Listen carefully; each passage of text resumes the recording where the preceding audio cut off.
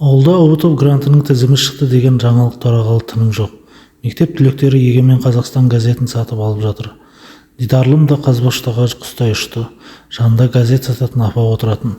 Жеткен сол еді, апа газеттерін жинап түскі асқа жиналып жатыр екен. Апа, қалайсыз? Маған газет керек еді. Егемен Қазақстан, деді жалынғандай. Ойбай, шырағым-ау, түгесіліп кетті ғой, ол бәле.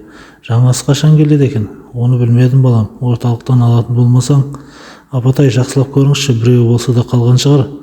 Қалмады деймін. Соңғысын Егенбайдың қара баласы алып кетті біраз бұрын. Бас салбырап кері бұрылған қыз амалсыз үйіне беттеді. Көңілсіз кіріп келген оны ағасы есік алдынан күтіп алды. Қолында оралған газет бар. Дидарлымның екі көзі газетте. Асыға басып жанына жетті де ағасынан не газетті екенін сұрады. Саған алдым. Әлі ашып та көрмедім. Үйге жүр, тізімнен сені іздейік, көрейік. Қуанып кеткен қарындасы ағасын құшақтап алды. Екеуі үйге кірді. Ол кезде сұрай салатын ұялы телефон да тапшы, үлуде біреуде бар. Интернеттен іздеп көретін де заман емес. Ауылға ондай жаңалық әлі келіп үлгермеген. Тізімде тек газеттен көретін барлығы. Ағалы қарындас болып үйге кірді. Ата-анасы мен кіші екі бауыры түскі ас ішкелі отыр екен. Тамақтану жайына қалды. Барлығы жапа тармағай газетті жайып отыра кетті. Анасы басынан бастап іздемекші. Ал Дидарлым анасына түсіндіріп жатыр. Мам, олай іздемеңіз. Мен таңдаған пәндерден, мен жазған мамандықтан ғана іздейміз ғой. Қайдан білейін жаным? Әр бетті ашып отырып Дидарлым мамандығын тауып алды. Жинаған балы бойынша тізімнен өзін іздей бастады. Қосжанова Дидарлым тапты. Алақай әкесінің ойына асылып кеткен қыз қуаныштан жарылардай болып, пап, Алматыда оқимын енді, деді. Анасы қуанып қызының маңдайынан сүйді. Ал ағасы қарындасының басын сипап, бірге барып бірге келеміз, деді. Себебі ағасы да Алматыда оқитын еді. Әкесі қызының қалаған тілегін орындауға бар. Ал Дидарлым бөлмесіне кірді де Алматыны көз алдына елестете бастады. Дидарлым ойланып жатыр. Күнделікті аптап ыстықта түсте бір демалып алушы еді. Бүгін қуаныштан ұйықтар алар емес. Кешке дейін бөлмесінен шықпады. Ауыл аймақ түгел құлақтанып, ағайын туыс ақырында құттықтап келіп жатты. Біраз күннен соң Дидарлым ағасы екеуі жолға жинала бастады. Анасы ағасына әбден дайындалып жүр. Қалаға барғанда қарындасыңа қарап барып тұр. Көз құлақ болып тұр. Үлкен қалада адасып қалмасын. Базар ошарына өзің апарып жүр. Жарайды, мам, қызыңыз тыңдаса мені. Дидарлым ағаңның айтқанымен жүр деп жатыр еді, ағасы күліп жіберді. Мама, мен қашан тыңдамай жүредім ағамды, деп бұртиды қарындасы. Осылай әзіл шыны араласып ағалы қарындас жолға шықты. Анасы есік аузынан, ал әкесі автобусқа дейін шығарып салды. Қызына қомақты ақша ұстатып тұрып, баласына қадағалауды дайындады. Ал баласы Дамир әкесі берген ақшаны алмады. Жұмыс істеп тапқан ақшам бар, оның үстіне стипендия да түсіп қалады, деді. Осылайша Дидарлым алғаш рет үлкен қалаға жол тартты. Жанында ағасы болған соң ба, түк те уайым жоқ, жаны тыныш. Дидар Сәтбаев атындағы техникалық университетте оқыды. Ал Дидарлым қыздар университетіне оқуға түсті. Автобустан ала екеуінде Сайрам автокөлігіне келіп тоқтады. Ағасы үйреншікті жерден такси ұстады да таныс жолдас баласының үйіне бастады. Сол жерде біраз дем алып, сосын қарындасын оқу орнына жайғастырмақшы болды. Қанша дегенмен биыл 3-ші курс оқиды. Қалаға да үйреніп қалған. Осылайша жүріп Дидарлым оқуында жайғастырды. Жатақханадан да орын алды. Ағасы енді көңілі толып өзінің жұмысымен кетті. Осы уақытқа дейін ағасы жанында болып ештеңе сезбепті. Ағасы кеткен соң Дидарлым біртүрлі елегізіп қалды. Бөлмеде заттарын жайғастырып отыр. Басқа ешкім жоқ. Көңілі құлазып, өзін жалғыз сезініп, жылағысы келіп отыр. Ата-анасынан бұлай жырақ кетіп көрмеген қыз бойы үйрене алмады. Тіпті сол түні бөлмеде жалғыз өзі қонып шықты. Ертеңіне бастап қыздар келе бастады. Дидарлымның жатақханаға аздап бой үйренейін деді. Оның үстіне бөлмеге екі қыз келіп жайғасты.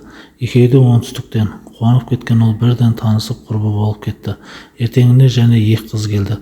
Оның біреуі батыстан, Орал қаласынан, екіншісі сол Алматының қызы екен. Бір бөлмеде 5 қыз болып тұратын болды. Барлығы жайғасып, танысып, әңгіме дүкен құрып, бір күнді қызықты өткізді. Оқудың басталуына санаулы күндер қалды. Бұйырса 4 жылдан соң білікті мұғалім болып шығады. Осылайша 5 құрбы қыздар 1 қыркүйек күні оқу орнына келді. Бәрі ерекше көрініп тұр. Үлкен аудиторияға кіргенде мысы басылып үнсіз жүрексініп кірді. Бір-біріне демеу болып алғашқы оқу күнінде өткізді. 200 орындық лекция залына кіргенде Дидарлым шынымен де студент атанғанын сезінді. Кураторларымен танысты, курстастарымен танысты. Байқаса оңтүстіктен қыздар көп екен. Дидарлым осыған қуанды. Жалғыз емес екенімді деп ойлады. Дидарлым сол күннен бастап-ақ студенттік өмірге сүңгіп кетті. Алғашқы айлары тек оқу мен кітапхана және жатақхананың ортасында өтті. Тіпті кей күндері кітапханаға барып тапсырмаларды орындап болып қайтқысы келмей сол жерден журналдар алып оқып, қас қарай қайтатын. Кітап десе ішкен асын жерге қоятын әдеті бала кезден бар. Әсіресе поэзия мен том-том әңгімелерді сүйіп оқиды. Бір күні тағы әдеті бойынша кітапханадан шығып келе жатып, жолай ағасын көріп қалды. Қас қарайып қалған уақыт еді. Дидар, кеш болғанда қайдан келе жатырсың? Жатақханаға барсам жоқсың. Кітапханадан келе жатырмын аға. Осы уақытқа дейін бе? Иә, енді өтірік айтып тұр дейсіз бе? Қайдан білейін? Аға, рас айтам. Неге жалғыз өзің? Басқа қыздар сабақ оқымайды ма сонда? Мен тапсырмаларымды орындап болған соң газет журнал оқимын деп қалып кеттім. Жарайды, енді кешке дейін отырма. Әкем тілімдеме салып жіберіпті. Мә ал, жартысын мен алдым. Ертең демалыс, базарға барамыз. Әкем саған ұялы телефон алсын деп ақша салып жіберді. Ұялы телефон алатынын естіген Дидарлым қуанып кетті. Рас айтасыз ба? Мен де телефон ұстаймын ба енді? Иә, әкем солай деді. Ертең базарға барамыз. Енді тым кеш болмай бөлмеңе бар. Ертең келіп алып кетемін, деді ағасы жатақхананың алдынан қайтып кетті. Ертеңіне екеуі көк базарға барып телефон алды. Қуанышында шек жоқ. Ары-бері тексеріп көріп жатыр. Екеуі сол жерде асханада отырып самса жеді де жатақханаға қайтты. Бүгін демалыс күні болғандықтан жатақхананың алдында жастар көп. Кілең қыздар оқитын болғандықтан мұнда жігіттер де келіп тұрады. Бірінің ағасы, бірінің сыныптасы, бірінің досы, бірінің туысы. Әйтеуір жатақхананың алдынан адам үзілген емес. Алғашқы айларын Дидарлым тек сабаққа арнады. Курстастары ұқсатып сыртқа да шықпайды. Және мұны іздеп ағасына өзгеше ешкім де келмейді. Бөлмедегі құрбылары да демалыста әр жерге барып қаланың біраз жерлерін жаттап алды. Ал Дидарлым ағасынсыз ешқайда шыға алмайды. Адасып кетемін деп шығуға қорқады. Бір күні кураторлары республика сарайында жайдарман ойындары болатын және группа түгілі алатынын ескертті. Дидарлым ағасынан рұқсат алып, кешкісін қыздармен бірге ойын көруге барды.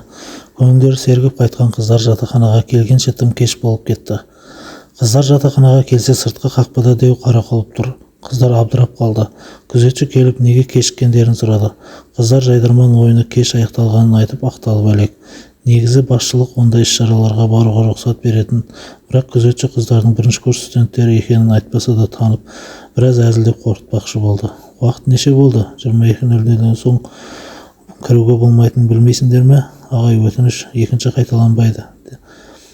Кіріп кетті. Жоқ, кіргізе алмаймын. Егер басшылық білсе, мені жұмыстан, ал сендерді оқудан шығарады.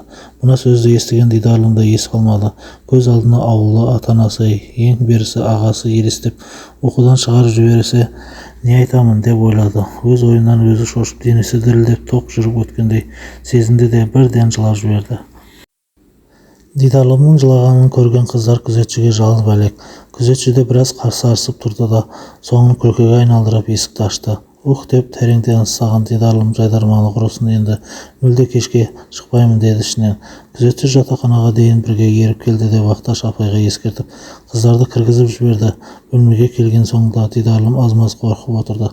Қыздар шынымен кіргізбей қойса қайтер едік?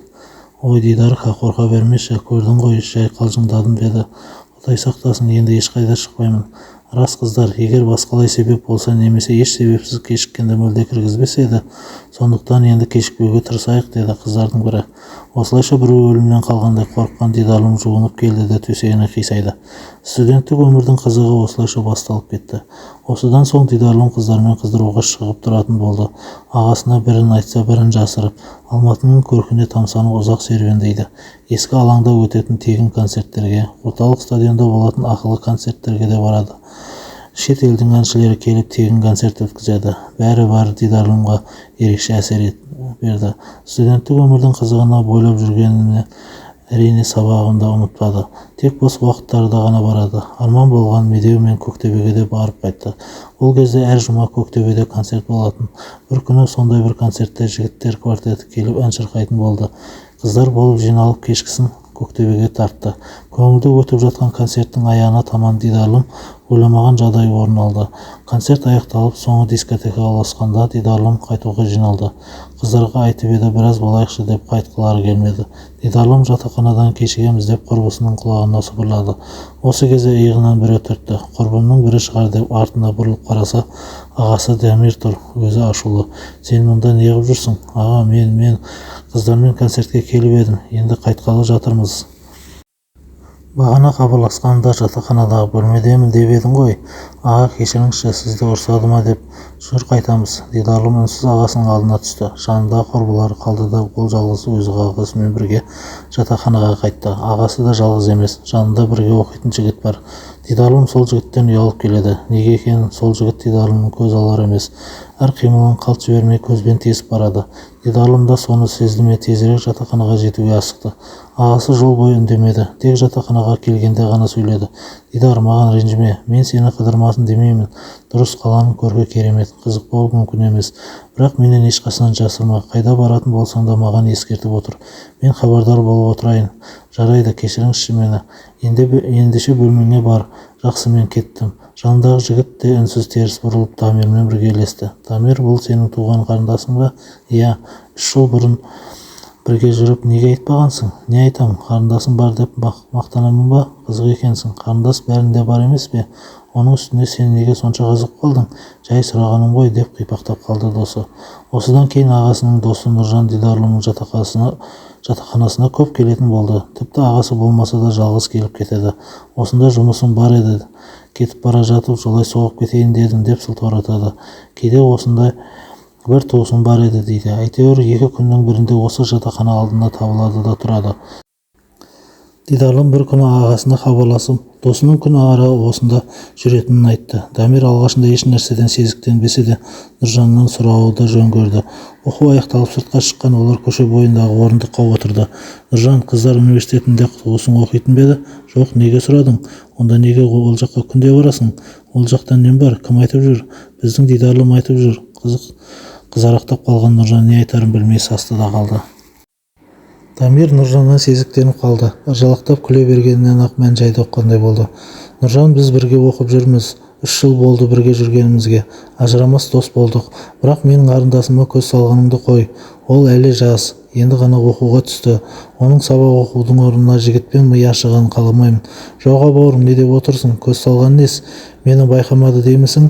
Алғаш көрген күні-ақ сұрап едің ғой, Дидарлымды. Мен жай, Нұржан, сені жаман жігіт деп отырғаным жоқ. Әр нәрсенің өз уақыты бар. Дидарлымның сабақ оқуы керек. Нені түсінсең деп ойлаймын. Әрине, деп үнсіз қалған Нұржан іштей қуанды. Досының бірден бетін қақпай уақыты келеді дегеніне ішінде бір үміт жылт ете қалды. Расында Нұржан соңғы кездері біртүрлі Дидарлымды ойлай беретін болды. Кішкентай ғана сары қыз күлімдеп көз алдына кетпей қойды. Не болса да бәрін ішіне сақтап жүр Нұржан жарты жыл уақытын Дидарлымды ойлаумен өткізді. Сезімі күшеймесе толастаған емес. Оны Дамир де сезіп жүрді. Сондықтан кейде қарындасына келетін кезде бірге ертіп келіп жүрді. Бұндай күні Нұржанның езуі жиылмайды. Солай уақыт өтіп жатқанда кезекті оқу жылы да аяқталды. Дидарлым ауылға қайтатынын қатты қуанды. 2 семестр бойы үздік нәтижемен сынақ тапсырған ол ата-анасына мақтануға асықты. Тек Нұржан ғана 3 ай бойы ғашығын көре алмайтынын көңілі құлазып үнсіз жүр. Ал сау бол бауырым, бұйырса келесі оқу жылында кездесеміз деп Дамир қолын созды. Иә, әрине, жақсы жолдарың болсын деп шығарып салды. Автобусқа отырған ағалы қарындас Нұржанға қол бұлғап ауылға қайтты. Ал Нұржан Дидарлым ауылына барып басқаны ұнатып қалмаса екен. Неге сезімімді білдіріп қалмадым, тым болмаса есіне алып жүруші еді, деп іштей өзін жегідей жеп қалды. Нұржан осы Алматының жігіті болатын, ал Дамир мен Дидарлым оңтүстіктен. Автобуста Дамир қарындасының ойын белгісі келіп, осы Нұржан өте қарапайым жігіт, қалалық деп ешкім ойламайды, дөрекілігі жоқ, деді. Осы досыңыз тым ұнамайды маған, өте жуас, жігіт болып жөні түзу сөз айта алмайды, күле береді. Үнсіз қалған Дамир іште бір мәнісі болар деп ойлады да қойды. Бірақ қарындасының әлдекімнің жетегінде кетпей болашақта Нұржан сияқты жігітке тұрмысқа шыққанын қалайды. Осылайша ертеңіне таңертең ауылға жеткен олар автобус бекеттен түсіп таксилетіп үйге келді. Ата-анасына тосын сый болсын деп келетіндерін де ескертпеген. Сыртқы қақпадан кіргені сол еді, әкесі жұмысқа жиналып жатыр екен. Есік алдында аяқ киімі киіп тұр. Пап деп мойнына асыла кеткен қызын көріп әкесі абдырап қалды. Ой, сендер қайдан жүрсіңдер? Жағдайың қалай қызым? Оқу аяқталып қалды ма? Балам деп кезек-кезек бетінен сүйді. Мама қайда? Сиыр сауып жүрген. Әй, Зәмзә, балалар келді. Осылайша бірден қуаныш сыйлаған олар бауырлары мен ата-аналарына қаладан әкелген сыйлықтарын үлестіріп мәре-сәре болып жатты. 2-3 күннен соң Нұржан хабарласты. Аз-маз аманшылықтан әрі аса алмай тұр. Дидарлымды сұрауға бата алмады. Дамир түсініп тұрса да ағалық жолмен үндемеді. Демалыс керемет өтіп жатты. 2 студентті ағайын туыс кезегімен қонаққа шақырып, олардың қолдары қыдырудан босамады. Жолда ағасына осылай құрметтеп шақырғанда қарындасы да қызығып, мен де оқуға түскенде осылай барамын деуші еді. Айтқаны келді. Солай қыдырып жүргенде Дидарлым ойда жоқта бір жігітпен танысты. 1 жылдықтарын тойлаймыз, бас қосып отырайық деп Дидарлымның сыныптастары кішігірім отырыс ұйымдастырды. Кім біледі, ағасы білгенде жібермейтін бе еді. Ол көрші ауылға туысының үйіне кеткен болатын. Қызының көңілін қимай әкесі рұқсатын берді. Отырыс көңілді өтіп жатты. Қазақстанның әр қаласына оқуға түскен сыныптастар студенттік өмірдің қызығын айтып, улап-шулап отырғанда есіктен бір сыныптасы кіріп келді. Жанында өздері секілді бір жас жігіт бар. Танысы келе, ол әлгі сыныптасының бірге оқитын группаласы болып шықты. Көрші ауданның жігіті екен. Төрге келіп жайғасқан жігіттің екі көзі Дидарлымда. Дидарлым да соны сезгендей қайта-қайта шашын түзеліп қипақтай берді. Не керек, сол отырыстан соң Дидарлым әлгі жігітті ойлай беретін болды. Отырыста таныс үлгермесе де, тіпті есімін біле алмаса да, бейнесі көз алдынан кетер емес.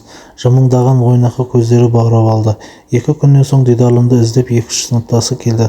Арасында әлгі жігіт бар. Ұялып қызарып Дидарлым сыртта сәкіде біраз отырды. Анасы үйге шақырып еді, балалар аулада отырғанды жөн көрді. Танысудың реті енді келді. Жанболат деп қолын созды жігіт. Дидарлым деді қызарақтап. Білемін, отырыстан соң сен туралы сұрастырып жүрдім. Мына сөздерді естіген қыз іштей қуанып, әрі қимсынып, аузына сөз түспей қалды. Осыдан соң Дидарлым мен Жанболат жақсы араласып кетті. Ағасы жоқта кездесіп те келіп жүрді. Тек анасы қызына сеніп, ертерек қайтуын қадағалап отырды. Жанболат та Алматыда оқиды екен, Абай атындағы педагогикалық университетте. Енді бірге барып, бірге келетін болыппыз ғой қалаға, деп ойлады қыз. Осылайша басы бақыттан шырайын алып жүріп, жазғы демалыстың қалай өткенін де байқамай қалды. Қалаға қайтатын уақыт жақындады. Дидарлымның бар ойы Жанболатпен бірге шықса, ағасы не дейді екен деп ойлады. Ағасы еш нәрседен хабары жоқ. Заттарын жинастырып дайындалып жүр. Дидар, мен ертерек шыға берейін. Сен оқу басталарда барасың. Ерте барғанда не істейсің? Мен дипломдық жұмысымды жетекшіммен бірге ақылдасуым керек. Жарайды, онда сіз бара беріңіз, деп қуана кетті қарындасы. Іздегенге сұраған. Жанболатпен бірге шығатын болдым, деді іштей. Тіпті былтырғы жылғыдай оқуға құлшынысы да жоқ. Тек сымбатты жігітпен бір қалада оқитынына мәз. Ертеңінде ағасы жол жүріп кетті. Еркіндікті енді сезінгендей қарындасы кеудесін кере дем алды да Жанболатқа хабарлама жазды. Екеуі бүгін түстен соң ауыл шетінде кездеспекші. Дидарлым анасынан рұқсат алып Жанболатпен кездесуге шықты. Ағасы қалаға кетті, әкесі жұмыста. Өзін еркін сезініп тым жайбарақат. Кездесуге уақытынан бұрын келген қыз жігітін күтіп біраз отырды. Жанболаттың қарасы көрінбейді. Бұл кездесулер алғашқысы емес. Сондықтан жігіттің кешіккеніне Дидарлым ренжи қоймады. Жұмыстары шығып қалған болар деп ойлады. Арада тағы бірер сағат өтті. Дидарлымның көңілі түсіп қайтуға жиналды. Осы кезде манағыдан бері өшіріліп тұрған Жанболаттың телефонынан хабарлама келді. Дидарлым, ренжіме, мен асығыс қалаға шығып кеттім. Жеткен соң хабарласам. Мұны хабарды оқыған қыз тіптен көңілі түсіп үйге қайтты. Әкесінен бұрын келгеніне қуанған ана байғұс шырпыр болып жүр. Қызым, қазір әкең келеді, киіміңді ауыстыр, үйді жинап шықшы, деп шаруаға араластырды. Мазам болмай тұр. біраз демаламын. Не болды, ауырып тұрсың ба? Иә, басым ауырып тұр. Бері қара, тыныш па әйтеуір? Нені тұспалдап тұрғаныңызды сезіп тұрмын. Уайымдамаңыз, мен ондай ақымақ емеспін.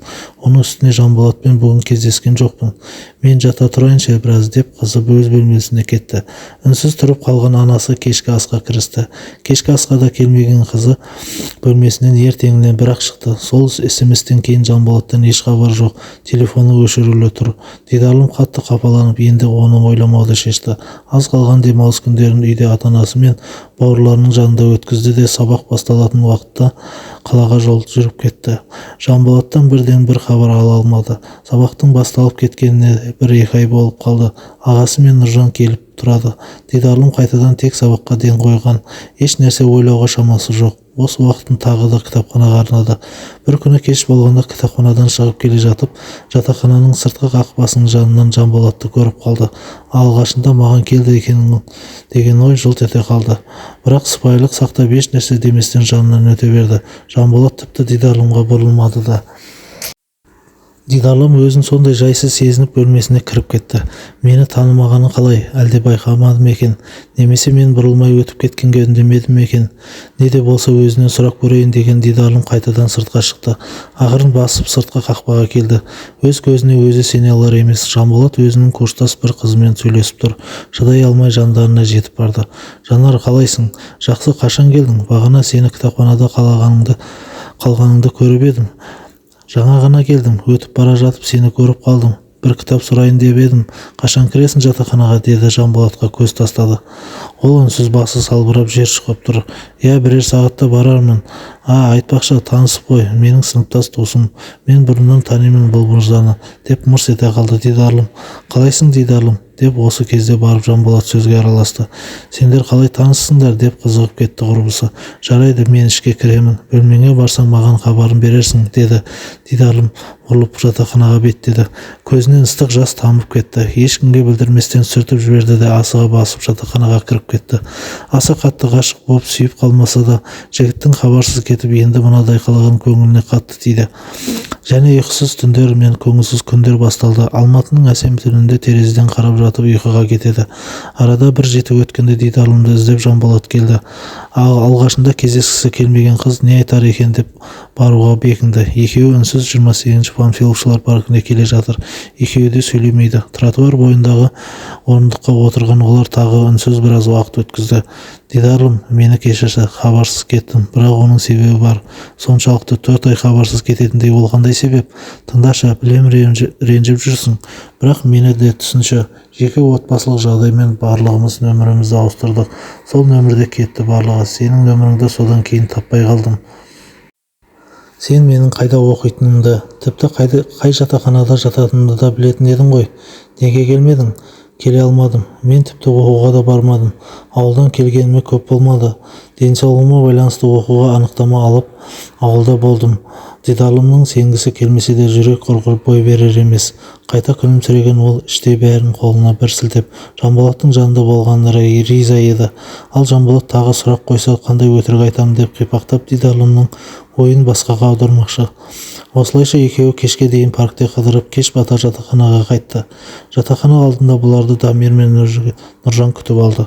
Қайдан келе жатырсың? Сені күтіп тұрғаныма 2 сағат болды. Мынау кім? Аға, телефоным бөлмеде қалып кетіпті. Бұл менің досым. Ассалаумағалейкум, есімім Жанболат, деп қолын созды. Іші қыз қайнаған Нұржан Жанболатқа тістене қарады. Ал Дамир қарындасын бөлмесіне кіргізіп жіберді де Жанболатпен әңгімеге кірісті. Не керек? Ағасы Жанболатқа Дидарлымның маңынан көрмейтін болайын деп ескертті. Жарайды деп құтылған ол іштей көрерміз деп жөніне кетті. Жанболат тағы хабарсыз 3 күн жоқ болып кетті. Дидарлым хабарлама жазып еді, жауап та келмеді. Болмаған соң звондады. Жанболат тұтқаны алып ағасының сөзін бірін қалдырмай жеткізді. Сонда сен үнсіз кете бересің бе? Неге мұны ұнататыныңды айтпадың? Әлде расымен де құтылғаныңа шүкіршілік айтудасың ба? Оның не, Дидарлым? Мән жай, атаңды сыйлағандықтан. Ой, қойшы Жанболат, деді де тұтқаны тастай салды. Сол күйі бір-бірімен хабарласпай кете берді. Уақыт зымырап, Дидарлым 2-ші курсында аяқтауға жақын қалды. Дидарлым үшін күнделікті өтіп жатқан өмір болса, Нұржан үшін ауыр күндер басталардай болып жүр. Себебі оқуын аяқтайды. досы Дамирмен де бөлек-бөлек кетеді. Демек Дидарлымды көрудің бір сәті түспейтін секілді. Соңғы бір жылда Нұржан Дидарлымға ессіз ғашық екенін анық сезінді. Тек досының көңілі үшін үнсіз жүрді. Енді бар шындықты айтатын уақыт келген секілді. Дамирмен сөйлеспекші. Міне дипломдары да қолдарына тиді. Бір-бірін құттықтап кешке отырыс ұйымдастырмақшы. Кеш өте көңілді басталды. Тек Нұржан ғана селсоқ. Дамир оның не үшін көңілсіз отырғанын сезіп отыр. Курстастардың барлығы биге тұрып кеткенде Нұржан мен Дамир бірге қалды. Дамир, енді не істейсің? Сабақ аяқталды. Ауылға қайтасың ба? Жоқ, осында жұмыс жасаймын. Дидарлымның сабақ аяқталғанша қалада боламын. Демек бірге жұмыс жасаймыз ғой, иә? Әрине, сен қаласың. Қаласаң егер. Ол не сөзің? Қуанып отырмын, керісінше. Дамир, саған бірдеңе айтуым керек. Не туралы екенін білемін. Білсең, онда әңгіме осы. Мен Дидарлымның айырылғым келмейді. Өзің де байқап жүрсің ғой. Оны айналшықтап жүрген жігіттер көп. Оған сөз салсам, досымнан айырылып қалмаймын ба деп қорқам. Сенің ниетің түзу екенін білемін. Тіпті үйленемін десең де қарсы емеспін. Бірақ екі мәселе бар. Ол оқуын аяқтауы керек. Және оның өзі не айтады? Өзімен сөйлесіп көр. Осы әңгімеден соң Нұржанның төбесі көкке екі елі жетпей тұрғандай болды. Ертеңін-ақ Дидарлым ауылға кетпей тұрып сөйлеспекші. Бірақ Дидарлым сол күні ауылға шығып кеткен еді. Тіпті ағасы да бұдан бейхабар болатын. Ауылға келгенде барып ағасы хабарласып үйінде екенін айтты. Неге екенін түсіне алмаған Дамир жарайды ендеше деп қоя салды. Түс ауа Дамир мен Нұржан бассейнге бармақшы болып жатыр еді. Үйінен қоңырау шалды. Әкесі екен. Ауылға тез жетуін сұрады. Дидарлымды алып қашып кетіпті. Дамир естіген бойда тістеніп, не істерін білмей Нұржанға айтты. Үстінен біреу мұздай су құйып жібергендей болған ол. Осы уақытқа дейін сезімін тұншықтырып, жасырып келген үшін бармаған тістеп тұрып қалды. Мен бұны бұлай қалдырмаймын деген Дамир дереу жолға жиналды. Нұржан үнсіз қарап отыр. Барғысақ келіп отыр, бірақ не айтады барғанда. Осыны сезгендей Дамир, жүр бірге барайық деді. Екеуі асығып ауылға жол жүріп кетті. Автобусқа отырса ертеңіне жететінін білген соң екеуі такси жалдап келді. Үйіне жете салысымен әкесімен сөйлесті. Әкесі Нұржанды көрді де баласына қарады. Әке, бұл менің жолдас балам, есімі Нұржан. Ассалаумалейкум. Уағалейкум ассалам. Әке, Нұржанға мен бірге барайық деп едім. Дидарлыммен сөйлестіңіз бе? Кіммен екен олар? Сөйлеспедім. Хабаршы болып келгендерді кері қайтардым. Ұлым келсін деп. Барып қарындасыңның өзімен сөйлес. Егер өзі қарсы болмаса бақытты болсын. Ал егер жылап отырса ештеңеге қарамай үйге алып кел. Жарайды деген Дамир жылап отырған анасын жұбатып, Нұржан екеуі адрес бойынша қуғыншы болып кетті. Көрші аудан болған соң үйді табу оңай болды. Үйдің сырты тым-тырыс, қақпа ашық тұр. Екеуі ішке енді. Кіре берістен күбір-күбір әңгіме естілді. Есікті ұрған Дамир қарындасының есімін айтып айқайлады. Үйдегілер өретіне түрегелді. Бәрі дайын отыр екен. Көке, жәке деп екеуінің асты үстіне түсіп әлек болды. Оған қарайтын екеуі жоқ. Қарындасым қайда деп дүрсе қоя берді. Түкпір бөлмеде кешеден бері жылап отырған Дидарлым ағасының даусын естіп, орнынан атып тұрды. Екі көзі бұлаудай болған қыз есікке қарай ұмтылды. Бірақ оны табалдырықтан Жанболат тоқтатты. Дидарлым, мені ұнатасың ғой, білемін. Бақытты болам десең менің үйімде қал, деп өзімсінген ол Дидарлымға тесіле қарады. Мен саған ғашық болғаным рас, бірақ ол өткенде қалған. Сен оны бағаламаған кезде өз махаббатымды өзім тұншықтырып өлтіргенмін. Ал енді менің рұқсатымсыз үйіңе малша алып келгеніңнен кейін сені кешіреді деп ойлайсың ба? Жолымнан былай тұр. Әлі де ойлан. Мен сенсіз бақытты бола алмайсың. Мен секілді сені ешкім ақшаға көңіл жегеніңді алдында жемегенің артында етіп жүргізе алмайды. Мен ақшамен сатып алмақшысың ба? Онда басқа қыз ізде. Соңғы рет айтам, ойлан. Ойланатын түгі жоқ. Дидарлым бұл үйде қалмайды. Сен кімді сатып алмақшысың? Харам ақшаңмен деп есіктен ағасы кіріп келді. Жанболат Дамир келген соң мысы басылып қалды. Аға деп Дамирдің қолын алып әлекке түсті. Дидарлым ағасының мойнына асылып жылап жіберді. Осы уақытқа дейін қалмаймын деп басына орамал салғызбай отырған қарындасы тезірек кетейікші деп жалынды. Нұржан сыртта күтіп тұр. Ағалы қарындас үйден шықты да көлікке беттеді. Артынан Жанболат шығып айқайлады. Кетсең кете бер. Мені жалынады ғой деймісің? Сен сияқтылар толып жатыр. Қазір-ақ басқасын әкеліп қатын қыламын. Артына жалт бұрылған Дамир Жанболаттың жағасына жармаса кетті. Үйдің үлкендері араша түсіп түсіп тыйып тастады. Жалынбаңдар ешқайсың, кете берсін, деді Жанболат. Сенімен сотта кездесеміз деген Дамир көлікке отырып үшеуі ауылға өз үйіне жүріп кетті. Үйге келген соң әкесі қажет емес деп арыз беруден бас тартты. Ертеңіне Дидарлым анасымен бірге қалаға кетемін деді. Сонда болып оқу басталғанша жұмыс жасаймын деді. Ата-анасы келісіп ертеңіне үшеуін қалаға шығарып салды. Қалаға жеткенше Дидарлым үнсіз келді. Тіпті нәр тартпады. Келген соң үшеуі пәтер жалдап тұрды. Нұржан мен Дамир бірге жұмысқа орналасты. Ал Дидарлым базарда сатушы болып жұмыс істеді. Жаз бойы күндері көңілді өтті. Демалыс бола қалса қыдырып қалаға шығады. Дамир Дидарлымды әдейі жандарынан тастамайды. Солай жүріп Нұржанға көңілі ауа бастады. Аз уақыт өткен соң Алматының әсем түнінде Нұржан Дидарлымға сөз салды. Ал Дидарлым осы уақытқа ішінде Нұржанның өзін қалай сүйетінін көзі жеткен еді. Сондықтан да тұрмысқа шығуға келісті. Диплом алған күннің ертеңінен екеуінің тойлары болды. Студент болған күні Дидарлым Алматының әсем түніне ғашық болып еді. Енді сол Алматыда жұбайымен бірге болашағын бастамақшы. Екеуі терезеден Алматының түнін тамашалап ұзақ отырды.